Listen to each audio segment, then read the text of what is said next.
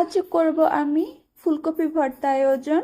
সিদ্ধ কফি সহ রয়েছে আরও উপকরণ: কুচি করা পেঁয়াজ আর ধনিয়া পাতা তাজা, টমেটো আর টসটসে শুকনো মরিচ ভাজা, সরিষার তেল আছে আর দিলাম লবণ, যত্ন করে মেখে নিলাম, খেয়ে জুড়ায় মন। আসসালামু আলাইকুম। ফুলকপি ভর্তার জন্য আমি একটি সিদ্ধ কফি সহ অন্যান্য যেসব উপকরণ ব্যবহার করেছি তা হলো: পেঁয়াজ কুচি, ধনিয়া পাতা কুচি, ভাজা টমেটো ও তেলে ভাজা শুকনো মরিচ, পরিমাণ মতো সরিষার তেল ও লবণ দিয়ে দিতেছি।